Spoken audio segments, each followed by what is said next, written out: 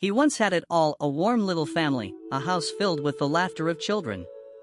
Then one day, a tragic accident took everything away.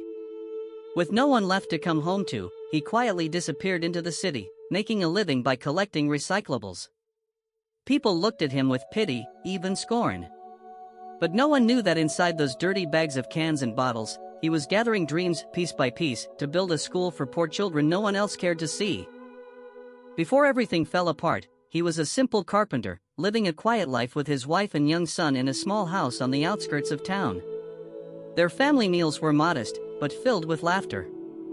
The boy would often sit beside his father, scribbling letters onto scraps of leftover wood, dreaming of becoming a teacher someday.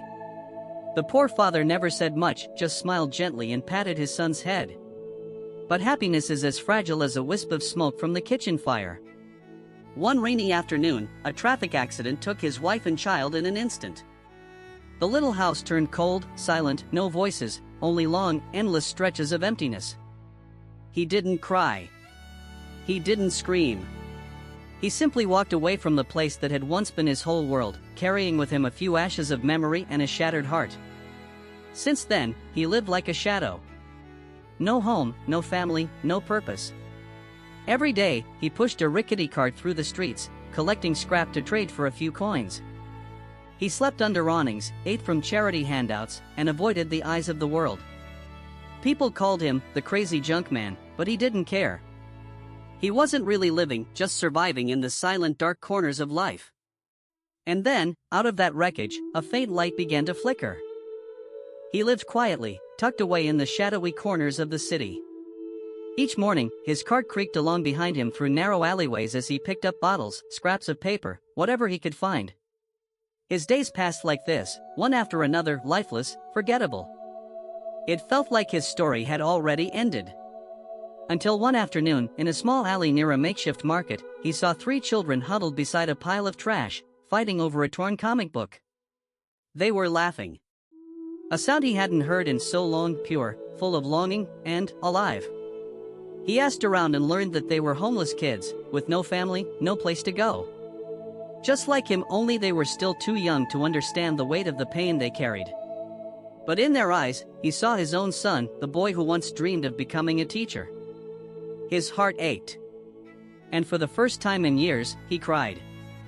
From that day on, he started saving. Every soda can, every plastic bottle, every roll of discarded paper, it all mattered. Every coin he earned, he didn't spend on himself. Instead, he hid it away in a small wooden box, the only thing he'd kept from his old home. He began visiting poor neighborhoods, asking about families, about kids who couldn't afford to go to school. He wasn't good with words, but his eyes were honest. People laughed when he spoke about a classroom for kids no one wants to teach. They thought he was just a crazy old man. But he didn't care. Even on days when he made barely anything, even under the beating sun or relentless rain, he kept pushing that cart, not just full of recyclables, but full of dreams he'd gathered from the pain he once lived through. Day by day, he moved closer to something that once seemed impossible. And he believed, as long as he kept going, at the end of that road, there would be children with books in their hands. Or his son's unfinished dream would finally live on. Rumors about the old junk collector who wants to open a classroom began to spread through the poor neighborhood. Most thought it was just a joke. Some felt pity, others scoffed. But then, the story happened to reach a young education student doing volunteer work in the slums, the first person who stopped to listen, without laughing, without walking away. She sat beside him one sunny afternoon, in a noisy alley filled with garbage and traffic.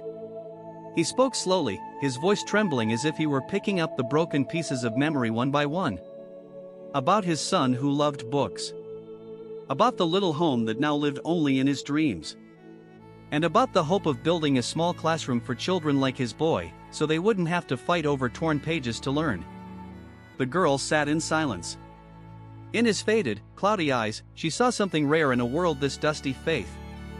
Not long after, an article about him appeared in a local newspaper. A photo showed him beside his old recycling cart, with the caption, "The junk collector gathering dreams to build a school for poor children." The story was shared far and wide. And then, something no one expected happened: kindness began to show up.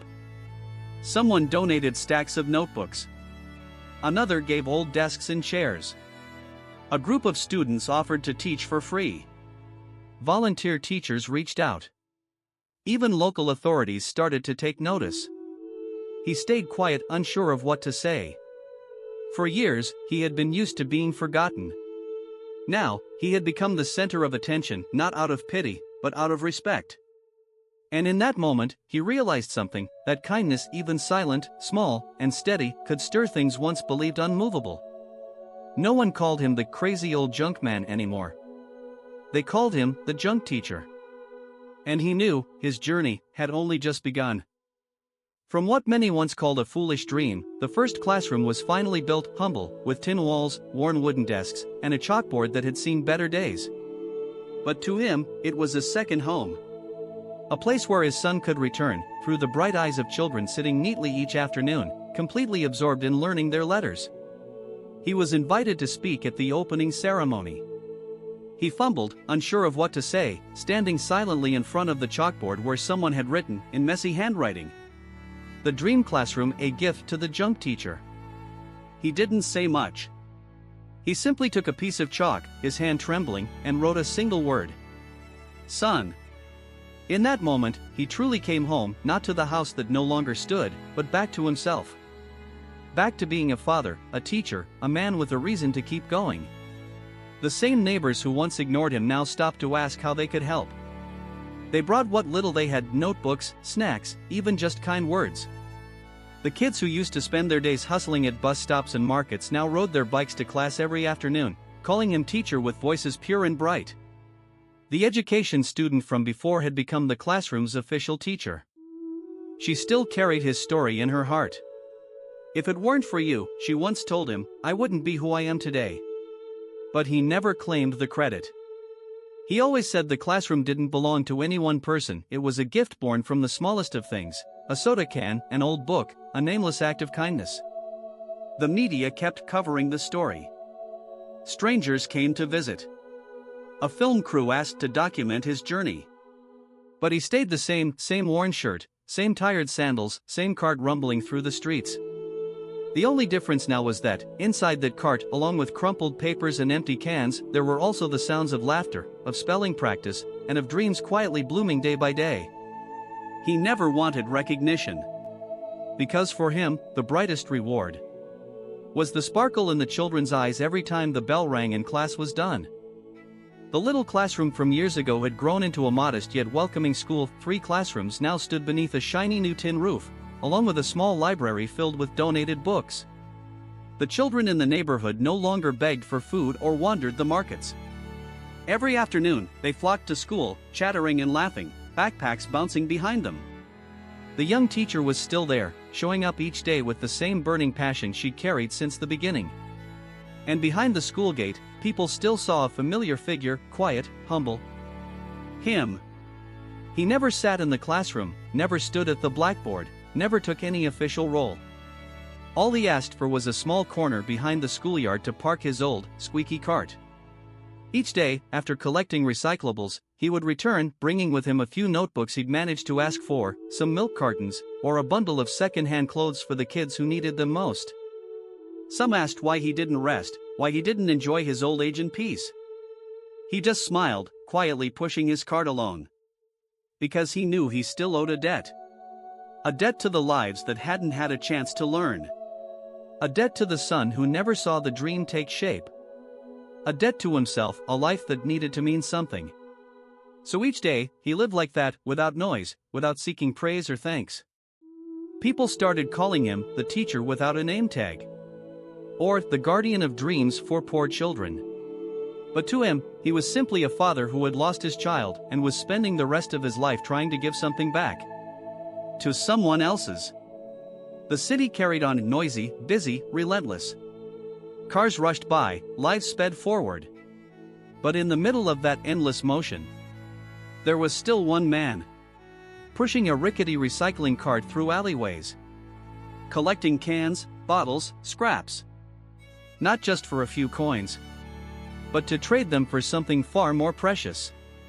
A future for a child whose name the world hadn't yet learned. He kept going. not just to survive, but to sow the most beautiful thing the world almost forgot he had: hope. And then, one quiet early morning, he passed away silently, just as he had lived.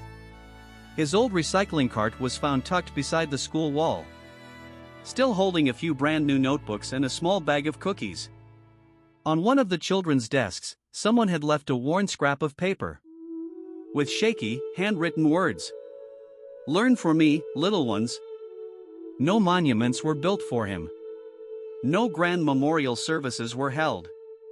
But in the eyes of the children sitting in that classroom, in every letter spoken out loud each day, he remains.